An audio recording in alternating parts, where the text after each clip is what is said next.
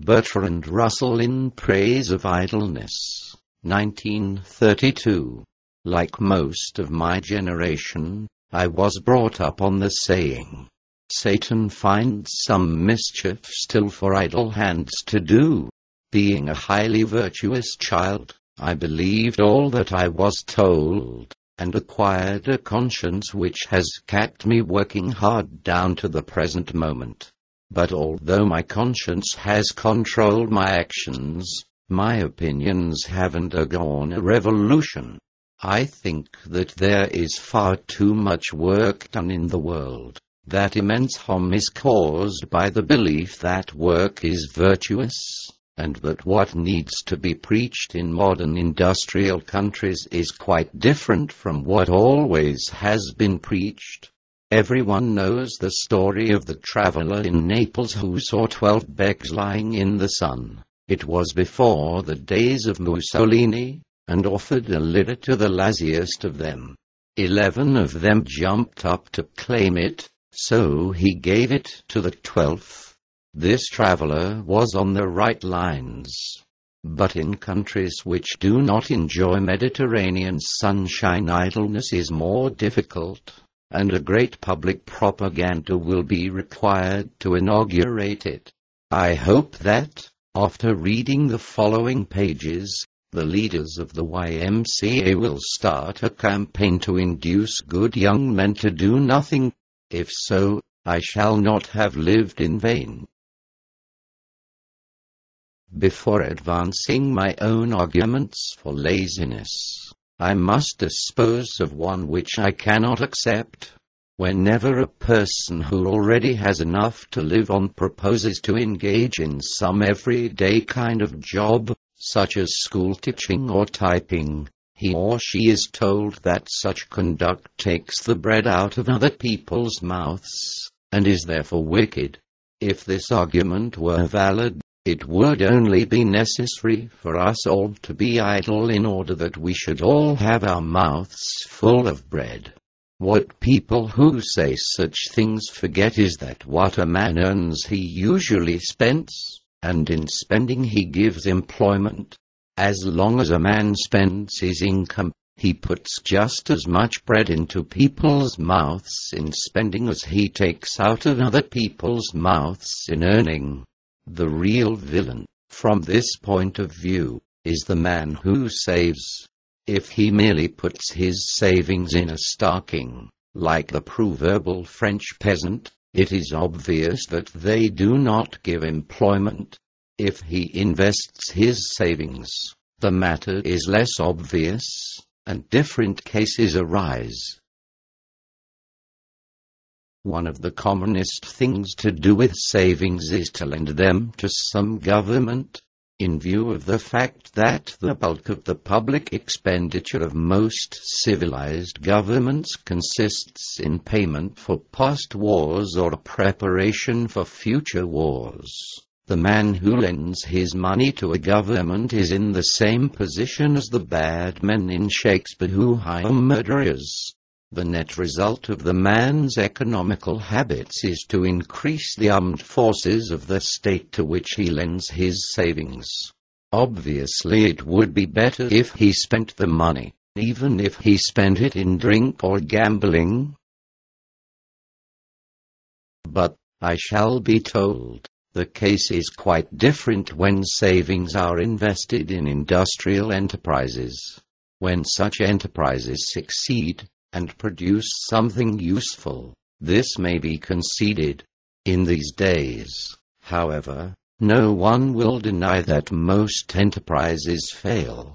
That means that a large amount of human labor, which might have been devoted to producing something that could be enjoyed, was expended on producing machines which, when produced, lay idle and did no good to anyone. The man who invests his savings in a concern that goes bankrupt is therefore injuring others as well as himself. If he spent his money, say, in giving parties for his friends, they, we may hope, would get pleasure, and so would all those upon whom he spent money, such as the butcher, the baker, and the bootlegger. But if he spends it, let us say, upon laying down rails for surface cars in some place where surface cars turn out to be not wanted, he has diverted a mass of labor into channels where it gives pleasure to no one. Nevertheless, when he becomes poor through the failure of his investment, he will be regarded as a victim of undeserved misfortune, whereas the gay spendthrift, who has spent his money philanthropically, will be despised as a fool and a frivolous person. All this is only preliminary. I want to say, in all seriousness, that a great deal of harm is being done in the modern world by belief in the virtuousness of work, and that the road to happiness and prosperity lies in an organized diminution of work. First of all, what is work? Work is of two kinds. First, altering the position of matter at or near the Earth's surface relatively to other such matter. Second, telling other people to do so. The first kind is unpleasant and ill-paid. The second is pleasant and highly paid. The second kind is capable of indefinite extension. There are not only those who give orders, but those who give advice as to what orders should be given.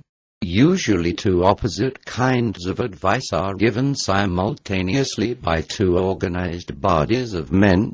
This is called politics. The skill required for this kind of work is not knowledge of the subjects as to which advice is given, but knowledge of the art of persuasive speaking and writing, i.e., of advertising. Throughout Europe, though not in America, there is a third class of men, more respected than either of the classes of workers. There are men who, through ownership of land, are able to make others pay for the privilege of being allowed to exist and to work. These landowners are idle, and I might therefore be expected to praise them. Unfortunately, their idleness is only rendered possible by the industry of others.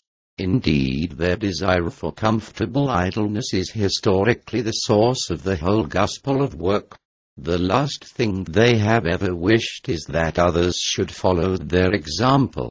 From the beginning of civilization until the Industrial Revolution, a man could, as a rule, produce by hard work little more than was required for the subsistence of himself and his family, although his wife worked at least as hard as he did, and his children added their labor as soon as they were old enough to do so.